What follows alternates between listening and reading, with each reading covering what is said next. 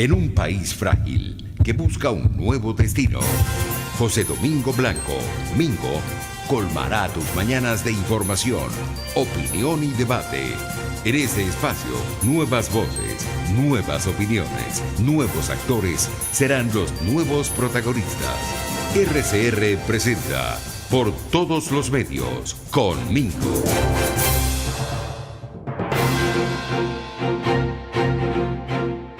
Queridos amigos, un muy feliz día desde Caracas, Venezuela. Y en nombre de Dios Todopoderoso arrancamos nuestra transmisión de hoy, llegando ya al 2 de marzo. Ya hoy es marzo, el primer día de labores de marzo, 2 de marzo del año 2020.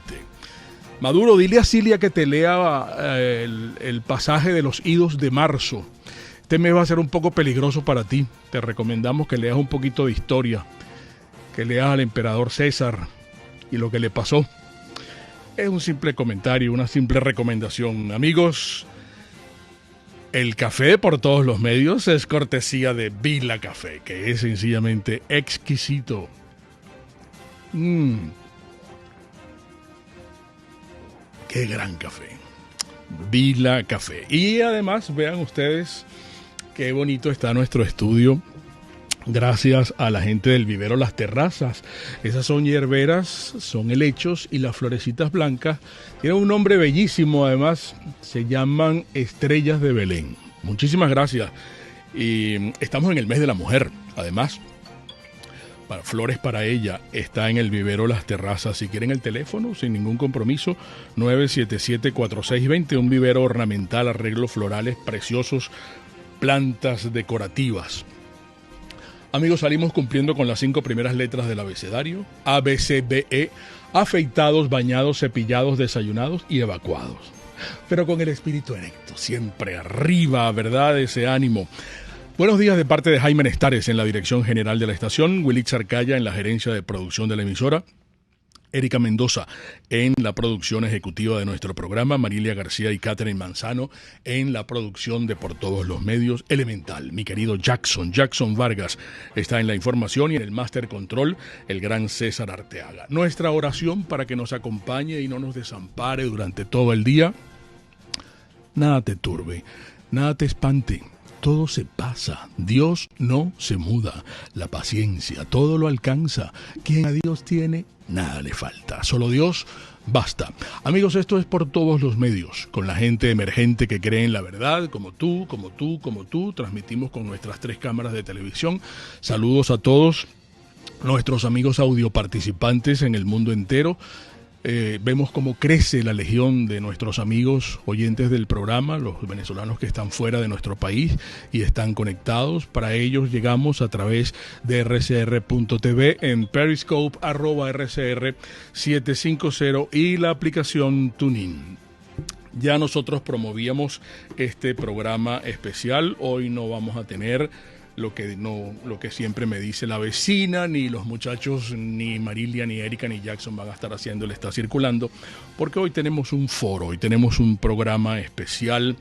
¿Qué pasaría en Venezuela si hoy entra el coronavirus acá a nuestro país? Bueno, yo voy a presentar a nuestros invitados, el doctor Julio Castro, amigo de tantos años, internista, infectólogo, el doctor Alejandro Rizquez, recordábamos acá hace más de 30 años cuando lo entrevisté por primera vez viniendo del exterior, Alejandro, pediatra, epidemiólogo, y el doctor Manuel Figuera, internista, infectólogo. Quiero agradecer a Enrique Blanco Álvarez, que ha hecho posible que estos eminentes médicos se hayan trasladado hasta acá a nuestra sede del Paraíso para poder darnos esta clase magistral que vamos a tener hoy, situándonos en algunas noticias que tienen que ver con el tema de hoy, porque a grandes zancadas estamos viendo, estamos insertos, estamos inmersos en una gran batería de noticias que tienen que ver con este virus. Por ejemplo, veo aquí: sin guantes ni mascarillas, sistema de salud en Venezuela no está preparado para el coronavirus. Por otra parte, vemos para actualizarnos, antes de darle la palabra a cada uno de ellos y contarles cuál es la dinámica que pretendemos. La Organización Mundial de la Salud eleva a 87.137 el total de casos confirmados de coronavirus en el mundo. Los casos de coronavirus vuelven a aumentar en China. Estados Unidos está reportando una segunda muerte por coronavirus y hallaron que el patógeno pudo circular durante semanas sin ser detectado. El estado de Nueva York informa de su primer caso de coronavirus. Tratamiento para el coronavirus podría costar más de $3,000 en Estados Unidos.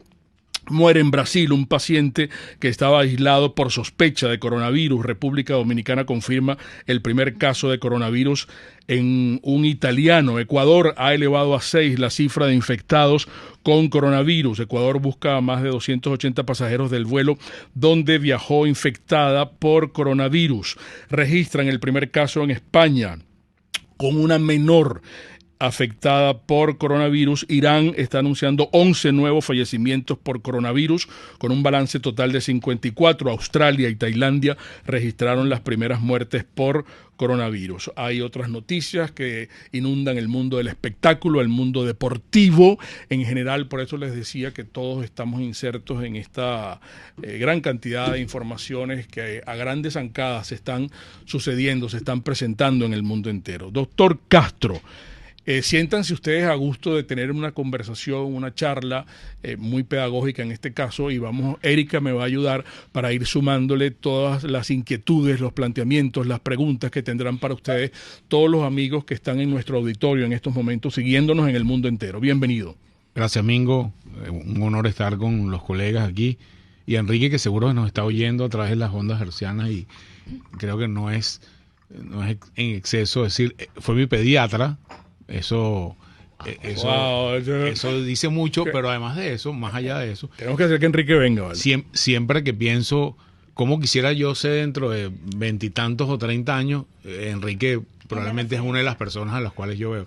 La primera vez que yo me conecté en una computadora a internet para hacer una búsqueda bibliográfica fue en la computadora que él tenía, que era una de las pocas personas que podía comunicarse por internet a la escuela, a la biblioteca de Harvard. De eso hace unos cuantos años. Caray. Una persona con una capacidad de ver hacia adelante muy importante. Dada esta introducción, creo que vale la pena decir, y mis compañeros me acompañan, todo lo que digamos aquí puede ser mentira mañana. Esto es un fenómeno vivo, cambiante, y lo que es verdad en ciencia, y en particular en esta enfermedad, nos hace aprender todos los días, va cambiando muy rápidamente. Entonces, bueno, no hay otra forma de bajar la angustia de la población, sino informarse. La educación es la mejor herramienta para entender qué está pasando, y estoy diciendo desde hace una semana, los libros que estamos leyendo o cómo estamos leyendo, la ciencia ha cambiado en los últimos años. Anteriormente buscábamos un libro que está en una biblioteca y estaba todo escrito y se acabó la historia, era fácil. Ahorita no. Ahorita Mingo hace uno de los mejores resúmenes que yo he oído del estatus de la epidemia. Y eso está en las redes sociales, no está en el libro de infectología ni en el libro de epidemiología. Entonces, mi invitación a la gente a que lea las personas que tienen que leer en este tema, seguir a las personas que tienen que seguir, y creo que hay que usar referencias institucionales: Organización Mundial de la Salud, CDC de Atlanta, Sociedad Venezolana de Infectología, Sociedad Venezolana de Puricultura y Pediatría, Instituto de Medicina Tropical, Hospital Universitario de Caracas. Más allá de las cuentas personales, creo que institucional esto es importante. Uh-huh. No un Ministerio de Salud. He visto algunas cosas aceptables del Ministerio de Salud en los últimos 3 días. Uh-huh. Hay recomendaciones sobre lavarse las manos, Está bien, yo creo que hay que seguir. ¿Es médico el ministro de Salud? El médico, el doctor Alvarado es médico, es entre Alejandro y yo.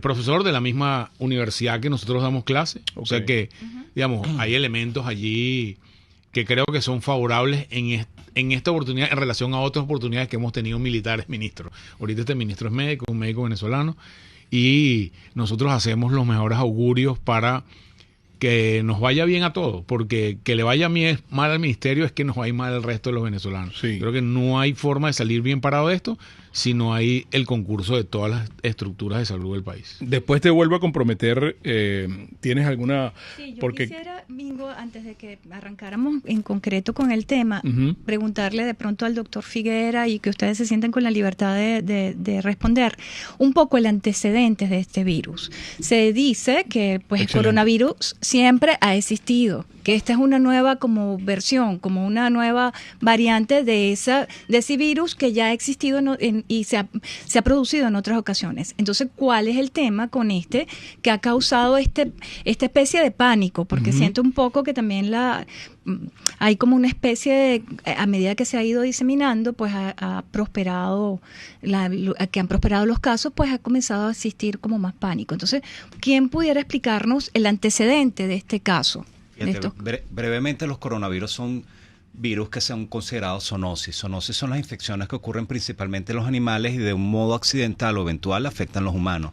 ¿De qué modo? Los humanos están penetrando territorios propios de los animales, ya sean a nivel de las selvas, por ejemplo, o comiendo animales que potencialmente pudieran transmitir enfermedades. Entonces, ¿qué ha pasado con el coronavirus? Los primeros coronavirus se identificaron en los años 60 y se identificaron con el avance de la tecnología. Vieron que tenía una forma de sol, de corona solar, y por eso lo llamaron así.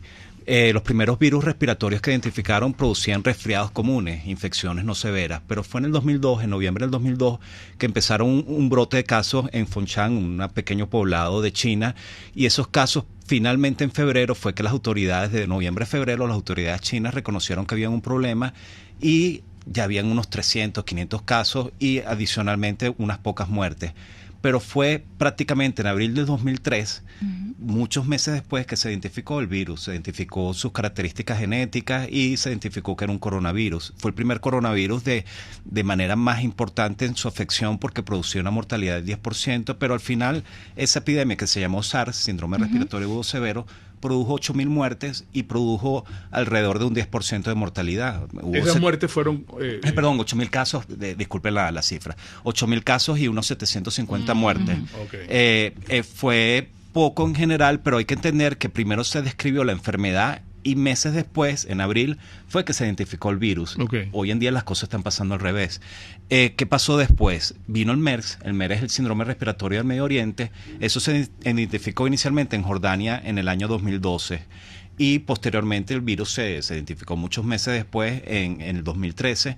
Y ese virus prácticamente produjo casos transmitidos a través de los camellos. Los murciélagos son los, vamos a decir, los huéspedes principales de este tipo de virus coronavirus, pero los camellos se infectaban, la gente consume en Arabia Saudita, en Jordania, leche de camello y tiene contacto con camellos y esos casos se infectaron. ¿Qué fue lo dramático del MERS? Que hubo muchos casos en personal de salud, cosa que también se vio en el SARS.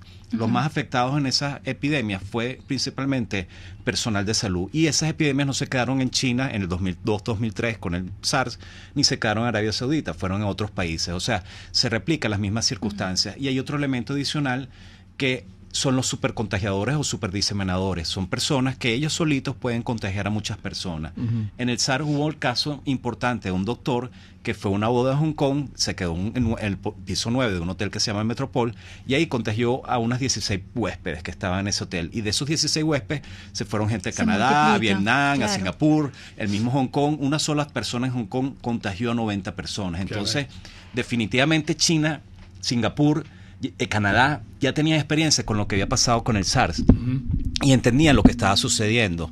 Y cuando empieza este problema nuevo, que fue las autoridades sanitarias de Wuhan, que dijeron en el 2019, el 31 de diciembre, mira, estamos teniendo un cuadro de síndrome respiratorio agudo severo en 27 personas, 7 de los cuales están graves, hubo el susto de que fuera el SARS de nuevo. De hecho, el doctor Luin Wenliang, el 30, que fue el que se murió y mandó su mensaje de WhatsApp chino, que es WeChat, y les dijo a sus compañeros, oye, estoy preocupado porque estoy viendo unos casos de una infección respiratoria que me parece SARS. Bueno, a ese doctor, 3 días después, las autoridades chinas del Partido Comunista lo fueron a buscar, a interrogar y a hacer firmar un documento diciendo, mira, retráctate, porque estás equivocado. Y fíjate que él se murió y lamentablemente al virus lo llamaron tiempo después SARS-CoV-2. Claro. O sea, el virus virus de SARS, coronavirus número 2. O sea, que es tan semejante desde el punto de vista filogenético, estructural, al SARS y a otros virus de coronavirus, que simplemente es semejante a los virus que se han identificado desde 1960. Entonces, para adelantar un poco el tema, esas ideas de teoría de conspiración, de que el virus es creado desde el punto de vista artificial, en un laboratorio, eso es falso. Porque eso mismo ocurrió con el West Nile o el virus del Nilo Oriental, eso mismo ocurrió con VIH. Las teorías conspirativas tienen beneficios para algunos, ya sea perjudicar a los países desde el punto de vista de xenofobia, lo que puede estar ocurriendo con China o cuando ocurrió con el VIH, generar xenofobia o rechazo hacia las personas en general. Entonces, definitivamente tenemos que ser cuidadosos. No se ha demostrado que un virus se haya fabricado de esta manera en ninguna circunstancia para agredir. Evidentemente sí existe el bioterrorismo, pero eso ocurrió con antes, ocurrió con distintos elementos, pero este virus ya estaba en la naturaleza desde hace muchísimo tiempo. Doctor Rísquez, ¿quiere agregar algo con relación a esto que plantea el doctor Figuera, Julio, o entramos ya en materia con relación a las expectativas? Porque bulle en la mente de muchos venezolanos si nosotros estamos preparados y qué es lo que ocurre acá en Venezuela, si podemos combatir en el supuesto caso que entrara el virus acá. Sí, hay dos cosas que yo quisiera resaltar. Uno es, lo más importante es la calma. Y resaltando la información, yo creo que debemos tener mayor información. A mayor información probablemente tomemos mejores decisiones.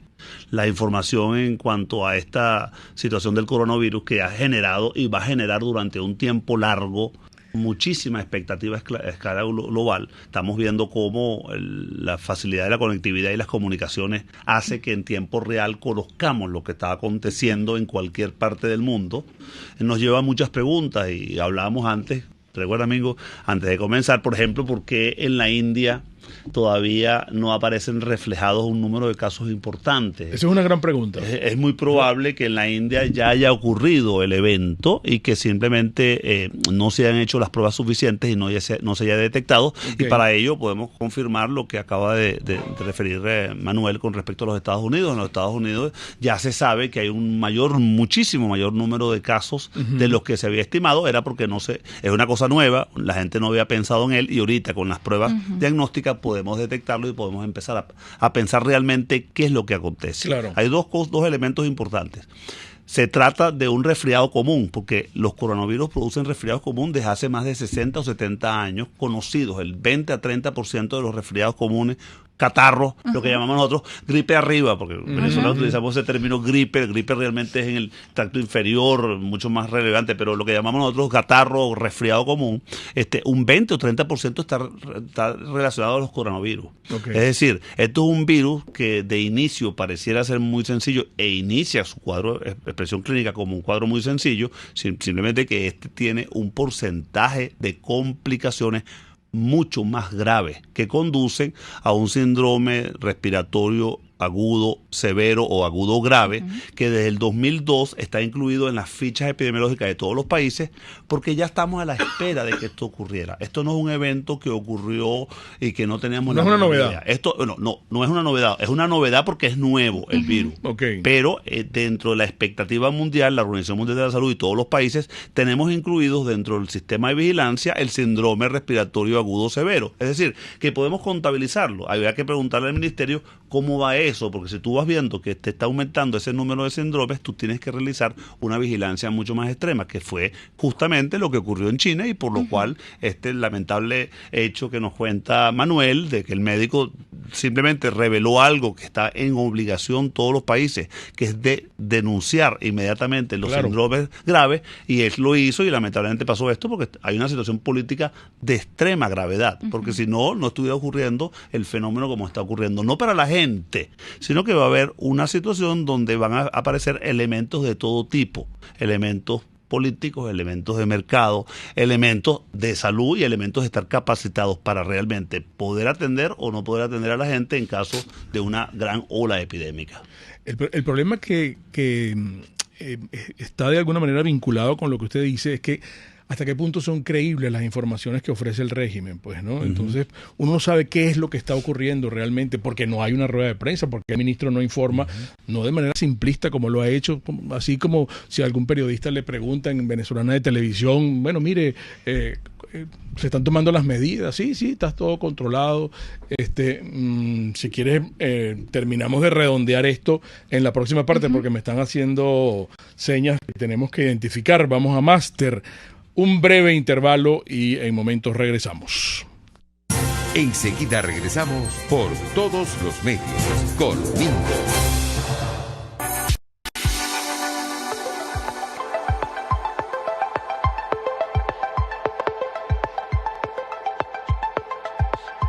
Amigos, en publicidad vamos a hablar de Produzca. Hablamos de Produzca y nos gusta mucho porque Produzca nos cuida. ¿Y por qué nos cuida? Porque es una empresa que desde su nacimiento, hace mucho tiempo atrás, ellos están en Valencia, en Maracaibo, en Barcelona.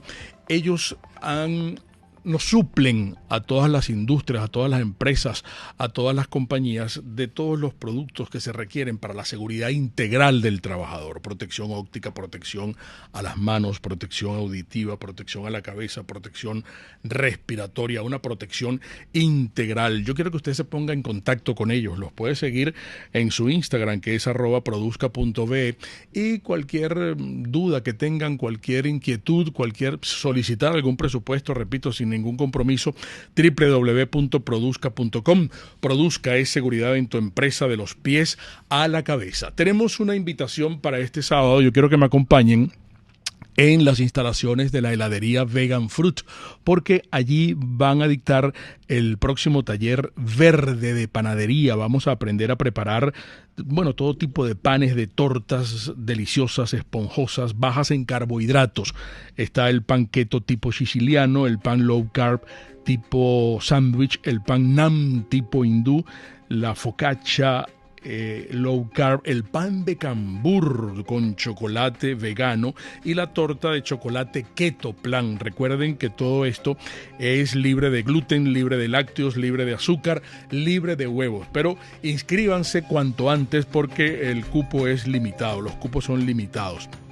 Es un taller tipo clase magistral. Regálense, por favor, este taller verde de panadería. Aquí, talleresveganfruit@gmail.com. Y Bilab Biodiagnóstica. Insistimos que en esta época de solidaridad, insisto en los precios tan económicos para desde un perfil 20 hacerse un examen de hematología completa, un perfil cardiológico o esas pruebas especiales de insulina, perfil tiroideo, prostáticos o las pruebas especiales para detectar hepatitis, VIH, tuberculosis, etcétera. Compare los precios y va a constatar lo económico que resulta hacerse este tipo de exámenes en Bilab Biodiagnóstica. Aquí les voy a dejar el teléfono 0212-945-5788. Bilab Biodiagnóstica es precisión y confianza en laboratorio clínico. Puedes seguirnos en nuestras redes sociales. En Twitter, @RCR750, la radio que se ve.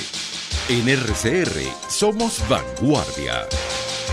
Toda la programación de tu RCR también la puedes seguir a través de la internet. Audio y video en tiempo real.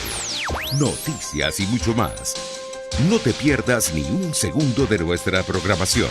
No hay excusa ni cadena que valga para que dejes de escucharnos.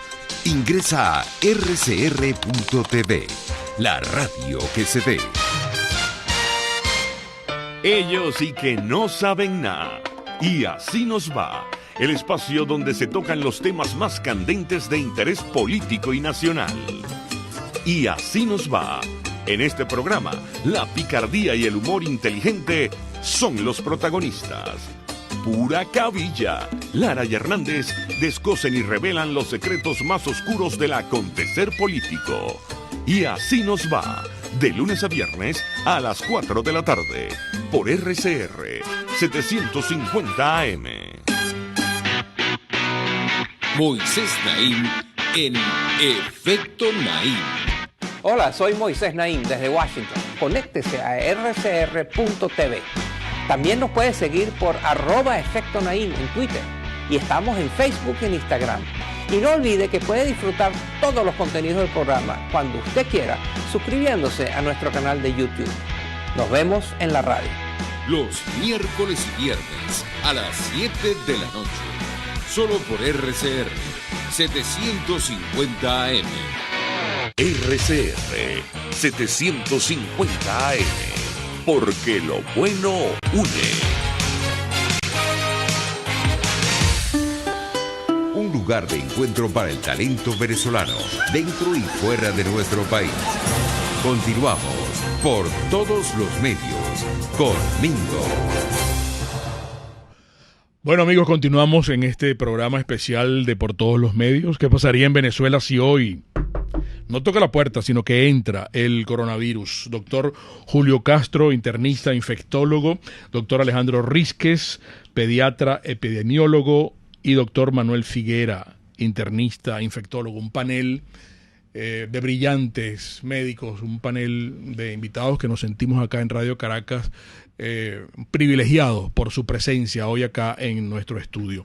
Erika tiene un compacto de va a ser un resumen pues de la mayoría de las inquietudes, Mingo, porque si bien lo comentaban, pues gracias a las redes sociales nos estamos enterando de los casos y los contagios que hay a nivel mundial. Las personas quieren saber quién es la población más vulnerable ante el virus. Incluso si el clima, cuál es el clima, si nuestro clima tropical de pronto nos favorece o nos perjudica a la hora de propagarse el virus. ¿Cuáles son los medios de transmisión? Que eso yo creo que se ha comentado mucho, pero que quieren saber en detalle cómo se transmite. Y si el virus, si cuando da este catarro al que se refería el doctor Rizquez, que es ese catarrito que uno siente, se detecta a tiempo, ¿eso puede evitar que evolucione a COVID-19? Uh-huh. Varias respuestas. Sí. Primera respuesta en relación a... Nos están insistiendo el tema, no es un virus creado por el hombre, punto. Uh-huh. No hay que seguir con esa discusión. Sabemos cuándo apareció, cómo se transmite, ya, no lo creó el hombre y ya. No creo fue que vale creado la pena. en un laboratorio, no se escapó de un laboratorio. Exactamente. Uh-huh. Segundo tema, creo que tenemos que ponernos en el contexto mental. Uh-huh. La pregunta no es si va a llegar o no va a llegar, sino cuándo va a llegar. Uh-huh. No hay forma que tengamos... No es que no hay ¿Y si forma... estamos preparados para cuando llegue? Esa es una segunda pregunta, pero no hay forma que ningún país evite que el virus entre. Tampoco Venezuela. Hemos visto países del primer mundo que han entrado, hemos visto países del segundo mundo que han entrado y hemos visto países del tercer mundo que han entrado. Entonces, esto no hay forma de detenerlo. No tenemos los elementos científicos para detectar a personas que teniendo el virus y no teniendo síntomas le pueden transmitir a otra persona. Entonces es claro que no podemos detener ese hecho. Entendiendo eso claro, ¿qué te queda? Prepararte lo mejor que puedes para contener ese tema. Y ¿lo estamos haciendo? Bueno, yo creo que vamos lento, si tendría que decir algo. Yo creo que yo enfocaría la preparación a dos grupos diferentes. Okay. La preparación a nivel del sector de la salud. ¿Qué significa eso? Tú tienes que tener personal entrenado, tienes que tener insumos necesarios y tienes que tener una logística que te permita conocer qué es lo que tiene que hacer. Y voy a poner un ejemplo práctico. En estos días recibimos un caso sospechoso. ¿Okay? Una persona que vive en el país, su hija la vino a visitar de Francia, la hija al día siguiente que llega de Francia empieza con síntomas al igual que su hijo, llegó a quedarse casa de su mamá. Y su mamá 4 días después empieza con síntomas. Uh-huh. Y esta persona tiene unos síntomas muy de tipo influenza, una debilidad extrema, mucho malestar. Para más colmo, esta cosa siempre pasa, la señora 2 días antes de sentirse mal, hace una fiesta en su casa, porque era su cumpleaños, wow, por la razón por la cual su hija vino de Francia a visitarla. Uh-huh. Invitaron 30, 40 personas. Bueno, este es un caso sospechoso. Es una persona que tiene síntomas respiratorios tipo influenza con contacto directo con personas que vienen de un país donde hay casos. Esa es la definición gruesa. Entonces, bueno, ahí tú tienes que operar, tienes que aislar a ese paciente. Llamamos a la autoridad pertinente. La muestra no la tenemos ahorita. ¿Cómo tomar el Virocul? No tenemos carro. Ustedes tienen los tapados. Empieza este tema. Hoy en día, la ruta de un paciente sospechoso tiene que estar absolutamente clara para el 100% de los médicos del país. Por dónde entra, cómo lo examino, dónde lo examino, qué cosas tengo que tener para protegerme, quién le toma la muestra, a dónde envío la muestra. Eso no está claro. Y los síntomas se presentan de la noche a la mañana, porque esa persona que viene de Francia en el aeropuerto no se evaluó cuando llegó. Ese protocolo de seguridad en los aeropuertos por donde entra la gente. No sirve. Para ponerlo largo o corto, no sirve aquí. No sirve en Londres, que tiene un escáner de que tú pases, así como cuando te chequean a ver si tienes arma, hay un escáner de temperatura. Claro. Ese escáner de temperatura que usaron en Toronto no sirve para nada. O sea, Porque tiene una fase asintomática. Claro, No, mira, el sistema para detectar los casos que pueden llegar con fiebre funciona, pero funciona con muchísimas limitaciones. Se te van a escapar muchísimos casos, tal cual nos informa Julio, y es lo que sabemos, porque hay gente que puede venir en el periodo de incubación, no tiene ningún tipo de síntomas y desarrolla la enfermedad después. Okay. Indudablemente, tú, una persona enferma que venga con un síndrome febril importante, la vas a detectar a tiempo y la vas a tener y vas a filtrar un grupo. Pero se van a escapar muchos otros. Va a servir de contención porque vas a poder establecer cuarentenas en un momento dado. Sin embargo, ya el virus ha traspasado tantas fronteras, no sé el número de países, pero creo que pasa de 55, 64 países. Estamos viendo, afortunadamente, hubo mecanismos de contención que han logrado disminuir el número de casos que llegaron de manera abrupta.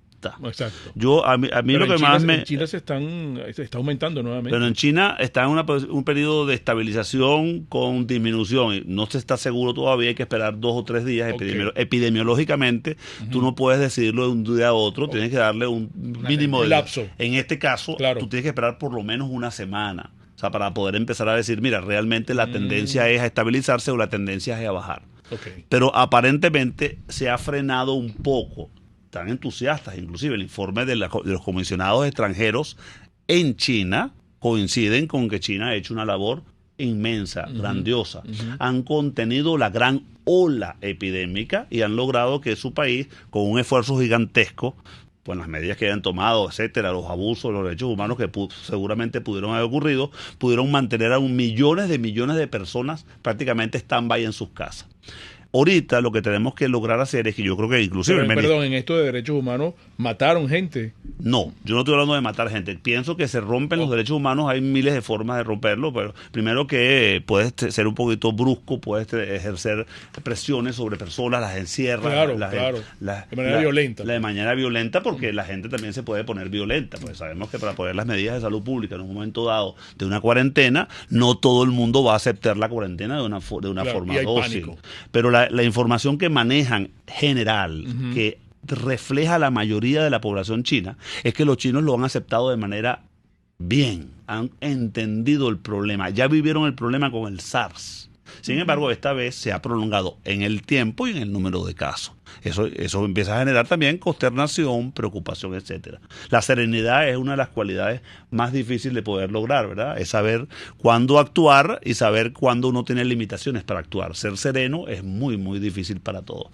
Yo creo que lo más importante es que los países deben continuar realizando la vigilancia epidemiológica en los aeropuertos y puertos. Tengo entendido que en Venezuela se hace intermitentemente. ¿En qué consiste ese protocolo? Sí. Bueno, el protocolo que está haciendo, la temperatura, que está haciendo en Venezuela, tengo gente que me ha contado directamente que ha sido más bien al revés, se han sorprendido, les ha parecido extraordinariamente elevado, gente con unos trajes de protección personal completos, inclusive con gafas, con todo el traje completo, que les toman la temperatura, ¿verdad?, a distancia, y que ese método lo utilizan en muchas partes. Estoy absolutamente de acuerdo con que el método sirve, pero indudablemente te va a dejar pasar muchos casos que primero o vienen en periodo de incubación o dos, el mecanismo no los detecta en ese momento. ¿Y tomar la temperatura es suficiente? Solamente no, es que no hay ningún mecanismo que exista ahorita conocido que pueda impedir que las fronteras sean pasadas. Las fronteras van a ser pasadas de todas maneras. Lo que tú vas a hacer es contener o retrasar un poco el número de personas que llegan.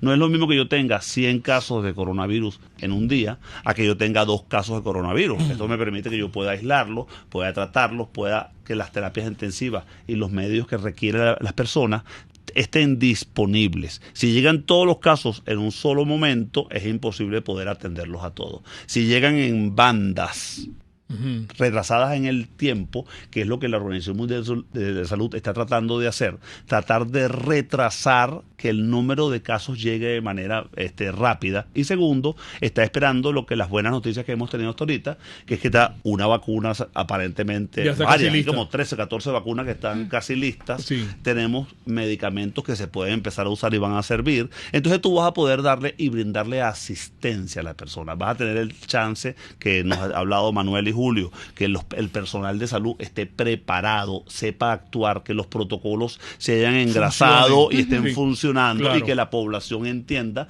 que se trata de un problema que va más allá de la política de un gobierno, sino que será un problema globalizado, porque estamos en un mundo globalizado, interconectado, intercomunicado de manera inmensa, como nunca antes en la vida hemos estado. Y por el tipo de país nuestro, me imagino que los aeropuertos no son suficientes, ¿no?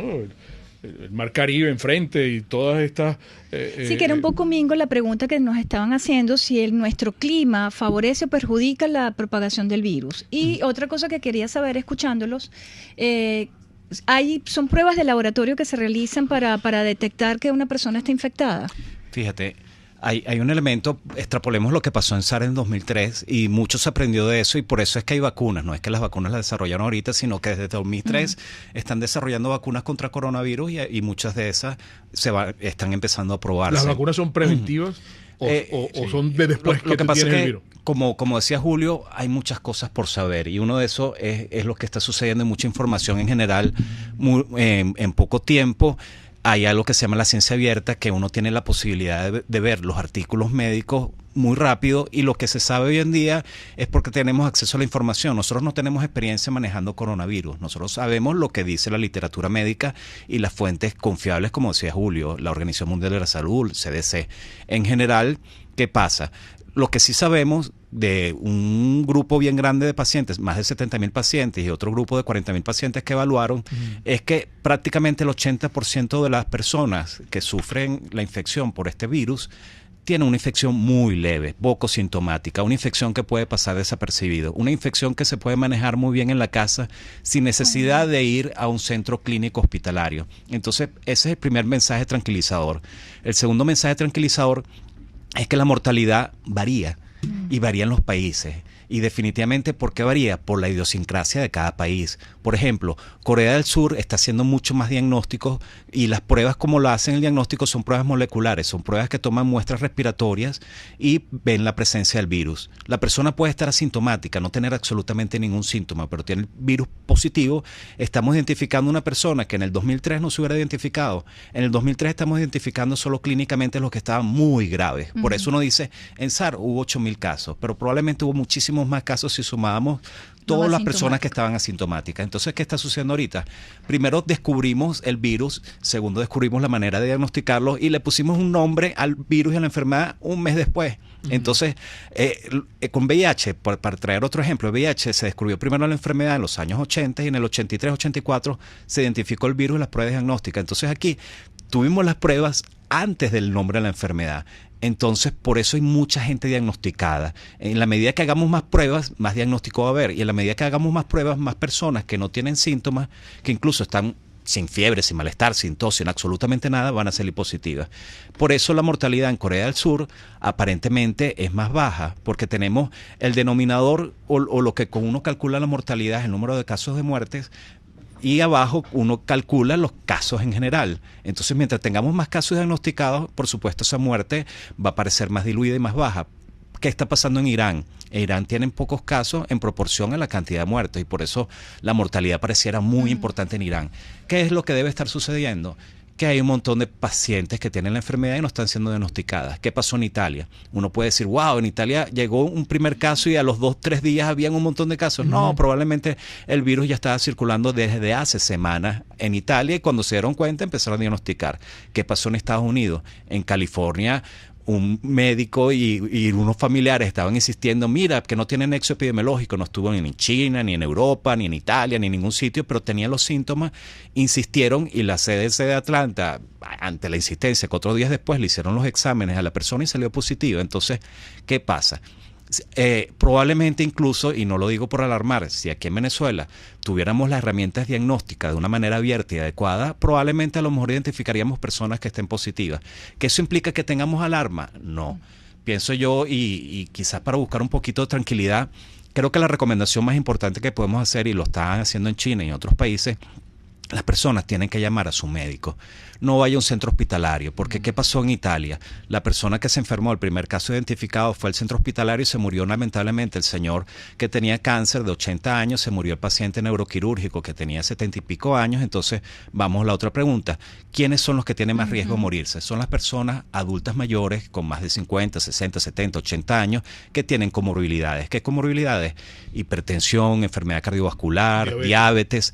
¿Por qué? Porque todas las infecciones respiratorias matan más a las personas que tienen problemas cardíacos porque sufren más infarto. E incluso no necesariamente se está muriendo de la enfermedad, sino que se mueren de infarto, se mueren porque tienen enfisema pulmonar, y cualquier persona que tenga enfisema pulmonar, una infección leve, va a ser grave para ellos. Entonces, ¿qué está sucediendo? Se está muriendo gente en el extremo superior de la vida. No están ocurriendo casos pediátricos, no está ocurriendo, no se ha reportado en general mortalidad, ni siquiera con el SARS y el MERS, y eso también genera tranquilidad. Pero hay elementos que preocupan en cuanto a lo contagioso que es este virus. Uno, los casos de los supercontagiadores. Una sola persona puede contagiar a muchos. Dos, que el virus puede estar presente en la fase asintomática, lo cual hace que estos mecanismos de diagnóstico en aeropuertos no sean 100% infalible, en el sentido que se pueden escapar muchas personas. Y el tercer elemento es que existe la posibilidad que incluso después de curado tú puedas seguir teniendo el virus en tu cuerpo y ser portador y estar latente. Eso sucede en influenza. En influenza, que es otro virus respiratorio, las personas pueden tener el virus y contagiar a otros en la fase asintomática, o después de curado puede seguir expresando el virus, y eso evidentemente es lo que hace la influenza tan contagiosa. Entonces el coronavirus es muy contagioso, pero aparentemente es tan letal como la influenza, y hoy en día la gente no se preocupa por la influenza. Y para cerrar la idea y darle la oportunidad a mis compañeros, influenza en Estados Unidos ahorita produjo más de 18 millones de casos ahorita en esta temporada de invierno. 18 millones de casos. 18 millones de casos según la CDC, y produjo alrededor de 100.000 muertes en Estados Unidos en esta época, y produjo más de 500 niños muertos por influenza. Y nadie se está alarmando por influenza, así como nadie se alarma de tuberculosis en Venezuela, nadie se está alarmando de sífilis congénita en Venezuela, nadie se está alarmando de la cantidad de centenares de muertos por no tener atención médica en oncología, en enfermedades crónicas. Nadie se está alarmando por la cantidad de personas que tiene VIH en Venezuela. Entonces, de algún modo, como hablaba de las diferencias de cada país, lo que nos preocupa es que, bueno, si llega el coronavirus va a haber muertes y no sabemos qué impacto va a ocurrir, pero la gran mayoría de las personas, lo mejor es que se quede en su casa, que llame al médico y que no atiborre los hospitales ni los centros de salud, porque lo que va a producir es contagiar a los abuelitos que sí están metidos ahí, y que lamentablemente le vamos a dar el empujoncito para que se mueran en un país que no tenemos los recursos para atender a los pacientes adecuadamente. Y esto que nos han dicho de manera reiterada, que el virus ataca el sistema inmunológico, entonces blíndate y empieza a tomar vitamina C y empújate un limón en la mañana con una media vaso de agua, pero no frío, sino natural, ni tampoco lo calientes mucho, sino que le exprimes el limón y te tomas eso apenas te levantes. Ese tipo de cosas y otras formas de ayudar al sistema inmunológico. Eso es creíble, eso es... Tenemos que volver a los principios hipocráticos, que son la buena nutrición. Una persona que esté con una nutrición balanceada y con las suficientes calorías para sus actividades, dependiendo de cada quien, no le hace falta ningún suplemento, ningún complemento vitamínico ni de minerales. Aquellas personas que tengan por una condición especial la necesidad de recibir algún complemento, lo pueden recibir y no hay ningún problema con respecto a eso. No existe la cura mágica con respecto a los alimentos, ni con la vitamina B, ni con la vitamina C, etcétera, que uno está escuchando a la gente. Hay un detalle muy interesante que quería yo traer, que era con respecto a por qué está ocurriendo más en varones que en mujeres. Eso sí. Un detalle. Entonces, ahorita un detalle que el día de ayer ya apareció por fin una explicación desde el punto de vista inmunológico. Bueno, estábamos todos claros que tenía que haber una explicación inmunológica que justificara por qué, primero, los varones más que las mujeres, y segundo, por qué los niños menos que los adultos mayores. Sí, porque dicen que más de 45 años es que son los más proclives. Bueno, ahorita la explicación aparentemente de histología es que el virus tiene una capacidad para adherirse más histológicamente a los varones, por algún motivo X que ignoramos, prefiere los varones y por eso se enferman más los varones. En cuanto a no afecta a los niños, yo creo que es una cosa extrema. No es que no afecta a los niños, afecta a los niños, más los síndromes respiratorios agudos, severos, no se ven casi en los niños, son muy raros, y por eso es que la tasa de letalidad, como nos explicaba Manuel, es extremadamente baja en los niños pequeños. Es justamente porque ellos pueden sufrir la enfermedad, pero no llegan a la gravedad. Entonces, esas explicaciones ya la tenemos por qué se enferman más los varones. Todavía tendríamos que conocer a un mayor nivel de detalle por qué los niños no, porque eso nos va a permitir tener medidas de control que eviten que nuestros niños y los adultos mayores puedan protegerse mejor. Vamos a identificar, amigos, tenemos un programa hoy especial. ¿Qué pasaría en Venezuela si hoy entra el coronavirus? Con los doctores Julio Castro, Alejandro Rísquez y Manuel Figuera. En breve regresamos. Un espacio para formar la nueva opinión pública venezolana. Por todos los medios. Con Mingo. Amigos, ahora tenemos publicidad y nos gusta mucho recomendarles todos los días los servicios de Serovka. Serovka protege vidas. ¿Y por qué nosotros decimos que protege vidas? Porque Serovka le brinda todo lo que su centro de salud necesita: dosimetría, adiestramiento, permisología, oficiales de seguridad radiológica, instalación y mantenimiento de equipos, cursos, además, que es muy importante. Fíjese, Serovka es empresa líder en protección radiológica con cobertura en toda Venezuela, América Latina y el Caribe, y a través del más calificado equipo de profesionales ofrece la solución integral en materia de seguridad radiológica. www.serovka.com. Cuando decimos que Del Corso es la pastelería italiana por tradición y excelencia, es que, por ejemplo, el embajador de Italia va todos los fines de semana a desayunar allí. Este es el mes de la pastiera, por ejemplo, que es una exquisitez. Y también en abril, porque es Semana Santa, la pastiera, que es con trigo y con ricota, que es una ricura. Pero también el Zeppole de San Giuseppe, porque este mes de marzo, el 19, es el día de San José. Solamente ese día es frito en Del Corso. Se lo consigue hoy horneado, cannoli siciliani. Uy, qué delicia. La sfogliatella, la cola de langosta, rellena en el momento y usted lo ve allí. Del Corso, si quiere encargar, 941-1971, la pastelería italiana por tradición y excelencia. Y nos gusta mucho que Arnamar sea patrocinante de nuestro programa. Arnamar es una empresa familiar que nació hace ya mucho tiempo y se dedicó a la producción de tintes, de cremas, de derrices para el cabello, pero ha avanzado y tiene una serie de líneas fabulosas que cuidan de manera integral todo el cuerpo. Están Keracolor tintes, pero está la línea Crisi de cremas hidratantes para el cabello y también corporales, y la línea Culitos, que es infantil, que tiene vaselina, crema contra la pañalitis, aceite de bebé y colonia para niños. Arnamar, yo quiero que lo sigan en su Instagram, Arnamar Venezuela, Arnamar Cosméticos, toda una vida dedicada al cuidado personal de la familia venezolana. La programación a través de rcr.tv, la radio que se ve. En RCR somos vanguardia. Toda la programación de tu RCR también la puedes seguir a través de la internet. Audio y video en tiempo real. Noticias y mucho más. No te pierdas ni un segundo de nuestra programación. No hay excusa ni cadena que valga para que dejes de escucharnos. Ingresa a rcr.tv, la radio que se ve. RCR 750 AM. Porque lo bueno une. Un periodista espontáneo, frontal, observador, inconforme, con mucho que decir y escuchar. Regresamos por todos los medios con Mingo. Vamos al segmento final, amigos. Nos sentimos muy honrados con la presencia del doctor Manuel Figuera, del doctor Alejandro Rísquez y el doctor Julio Castro acá. Este programa especial de Por Todos los Medios. Vamos al segmento final. Sigue gravitando esta mortificación. ¿Qué pasaría realmente en Venezuela si entra el coronavirus? Estamos preparados y aquí hay una pedagogía de parte de los doctores y un estatus con relación a Venezuela. Erika tenía algunas inquietudes también de ustedes, amigos audioparticipantes. Además, agradecerles sobremanera la atención que tienen. El auditorio es inmenso que nos sigue en todo el mundo en estos momentos. Sí, Mingo, siguen preguntándonos sobre los inmunosuprimidos y son los más vulnerables. También nos dicen que si pueden hablarnos un poco de las cloroquinas.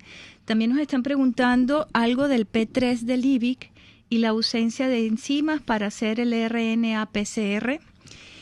También nos comenta un oyente que en Venezuela no ha llegado el coronavirus, pero las muertes en los hospitales por falta de insumos y en las calles por el AMPA se cuentan por miles. ¿Por dónde comenzamos? Neumonía por coronavirus, sí, cloroquinas. Fíjate, yo creo que vamos a poner todas estas preguntas en contexto. A veces la gente que nos oye dirá, bueno, estos médicos se volvieron locos. Todo ese rollo que hay y es tan perjudicial minimizar la situación como exagerarla. Entonces, tener el punto exacto, ni siquiera para los pies sobre la tierra. Ni siquiera para nosotros es fácil. Yo voy a poner unos escenarios. La gente dice, bueno, si la mortalidad es baja, bueno, ok, la mortalidad es baja, ciertamente, pero se piensa que este virus puede tener 3 caminos diferentes. Camino número 1, que tengamos... ¿Acá en Venezuela? En el mundo entero. Ok. Una baja tasa de ataque sobre la población menor al 1%, ¿ok? Y vamos a poner el escenario de sarampión, que es lo que está pasando ahorita. Ahorita hay 16 países con sarampión. O sea, preocupa esto, pero no es una pandemia. ¿Ok? El sarampión no parece que te afecta a los sistemas de salud, no los abarrota, sino hay una preocupación, tienes que poner vacuna, etcétera. Entonces tienes un nivel... ¿Qué es una pandemia, perdón? ¿Cuándo es una pandemia? No hay una definición exacta, pero es una enfermedad transmisible que afecta a muchos países a la vez, con impacto sobre la población. Por lo menos 2 o 3 regiones en el mundo. Por eso que tú ves el comunicado que es que desde hace 2 semanas, una semana, tú tienes al menos 2 o 3 regiones del mundo donde ya hay una actividad relativamente importante. Que son focos, pues. Sí. Son focos, no, por focos que de inicio podían tratarse de brotes, pero como estamos viendo con la información que estamos desarrollando el día de hoy, esos brotes no se van a controlar tan rápido porque hay mecanismos de transmisión desconocidos, hay periodos de incubación y de desconocidos, entonces hay una cantidad de factores que todavía estamos en proceso de conocer. O sea que esto viene para quedarse un tiempo importante, pero tenemos que tomar la serenidad y Julio está presentando los escenarios. Segundo escenario, una tasa de ataque que puede estar entre el 2 al 5%, digamos, es media. ¿Qué va a pasar con esa tasa de ataque? Vas a abarrotar los sistemas de salud, eso ya es importante, vas a tener problemas con ventiladores, problemas con antibióticos, no hay suficientes médicos, pero la afectación sobre la dinámica social va a ser relativamente modesta. Pues bueno, tú vas a ver una persona que se enfermó, tal, ok. Y el tercer escenario, que es el que le tenemos miedo, y no sabemos cuál de los 3 va a venir, es el escenario de la gripe de 1918. La gripe de 1918 tuvo una tasa sobre la población general del 30% y una mortalidad menor al 2%. Ojo, se parece a la mortalidad ahorita. ¿Qué pasa? Que en 1918 se murieron entre 50 y 70 millones de personas en un solo año. Entonces, esta enfermedad masiva va a tener problemas con el agua, con la comida, con la circulación, con quién prende la luz, porque si uno está enfermo, uno de 3 está enfermo, el otro lo está cuidando, el tercero tiene que hacer el resto. Entonces, eso es a lo que le tenemos miedo. Digamos, ese es el escenario hacia el cual la gente dice, ojo, tenemos que tener los canales para entender cómo vamos a hacer eso. Y a eso es a lo que los países se están preparando. Eso es a lo que, mira, yo tengo que tener comida guardada, tengo que tener agua guardada, tengo que tener las precauciones necesarias para que los sistemas de salud sean capaces de atender a todo el que lo necesite porque tiene enfermedad severa. Entonces, a eso es a lo que tenemos miedo. Ese es el fantasma que nos preocupa, no el 2% de mortalidad. Bueno, obviamente la gente que se muere nos preocupa, pero en términos proporcionales, entonces darle esa justa medida, no sabemos hacia dónde vamos a ir. Eso, digamos, no tenemos elementos ahorita en ninguna parte del mundo para decir, mira, vamos a ir al escenario 3 o vamos a ir al escenario light. Cada vez estamos un poco más preocupados porque el otro elemento es que lo que tú estás viendo en Italia es lo que va a pasar probablemente, y en Irán es lo que va a pasar en México o en Brasil dentro de 3 semanas. Entonces tú estás viendo el mismo fenómeno en diferentes momentos del tiempo que ya pasó en China o que está pasando en China. O sea, cuando tú vas viendo una película por parte, entonces al país que llegue, y esto es un dato para la gente, cuando tú tienes una persona fallecida de coronavirus en un país, tú tienes detrás de él probablemente 80 más que están transmitiendo. o 120 o 150. Entonces, ya cuando tienes un fallecido en un país, tú dices, epa, esto tiene rato andando, hay una serie de más que no los estoy identificando que a su vez están transmitiendo. Ya tienes transmisión efectiva en el país. Entonces, eso le da las claves a la gente para decir, preguntan, mira, me caso, un amigo ayer, me voy de luna de miel para Hong Kong. O sea, creo que no es, vete para Catialamar, porque para Hong Kong no es muy recomendable. Y ahorita en este momento a una luna de miel. Mucho menos. Entonces, ese tipo de cosas la gente no las pregunta. Claro. En relación a los medicamentos, ojo, no podemos salir a comprar cloroquina. Una cosa, y ya Alejandro lo comentó, es que tú tengas un candidato a vacuna o un candidato de tratamiento. Eso es para que los entes científicos prueben si eso funciona o no. Que puede haber evidencia que funcione in vitro no quiere decir que funcione in vivo. Y ponerse a hacer el experimento más grande del mundo en este momento, hasta inventando con medicamentos que no conocemos cuál es el evento final en una situación como esta, eres irresponsable decirlo. Entonces, no nos gusta hablar de tratamiento.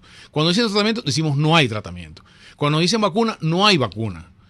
Porque en el escenario no va a haber vacuna hasta dentro de 8 o 9 meses, siendo muy agresivo. No es verdad. Solamente pasa en Netflix que tú tienes una epidemia y en los últimos 10 minutos de la película aparece la vacuna y todo el mundo se cura. Eso solamente ocurre en la película. En el mundo real no va a pasar así. Pero aquí en Venezuela no somos muy vulnerables y hay una mortificación justificada en la gente, porque cuando uno consulta a especialistas como ustedes y hacen una radiografía de la situación de la salud en el país, caramba, que está por el piso y es deplorable, entonces uno se mortifica mucho. Imagínate tú, si a eso le agregamos que llegue el coronavirus, entonces aquí sí que es verdad que, bueno, a rezar, pues, ¿no? A las iglesias. Fíjate, hay un índice ¿Cuál es la realidad? Hay un índice global que hizo la Escuela de Salud Bloomberg de allá del Johns Hopkins, y junto con otros institutos, ellos hicieron un índice global en el año pasado, en el cual hicieron una radiografía de cómo estaban los países ante la eventualidad de una epidemia. Ese índice nos dejó en la posición 176 de 195 países y en la peor posición en América, en la posición 33 de 33. ¿Qué evaluaban ellos? La capacidad de respuesta, la capacidad de diagnóstico, la capacidad de enfrentarnos a un problema de eso. Nosotros lo sabemos, y gracias a Julio y las encuestas hospitales, que el 50% de nuestras emergencias no tienen tapabocas. La mayoría de nuestros hospitales no tienen agua continua 365 al día, ni electricidad. No tenemos jabón para lavarnos las manos, no tenemos papel secante, no tenemos cloro para hacer la higiene hospitalaria. Entonces, ahorita, ojo, no es que nos vamos a asustar. No es para alarmar. ¿Qué quiero transmitir yo? Evidentemente el escenario de 1918 lo podemos evitar con las medidas de contención o eventualmente mitigación. Contención es frenar y que no nos llegue. Mitigación es hacer que si nos llegue, que sea lo más leve posible. La recomendación que yo quiero transmitir desde el punto de vista personal: si está enfermo en la casa, no vamos a saber si es influenza, si es un resfriado común o si es coronavirus, quédense en su casa. Si tiene el muchachito enfermo, no lo lleve a la escuela. La mejor manera de evitar que las epidemias se diseminen es teniendo el reposo y estando en casa. Entonces, esa recomendación uno lo dice en la oficina.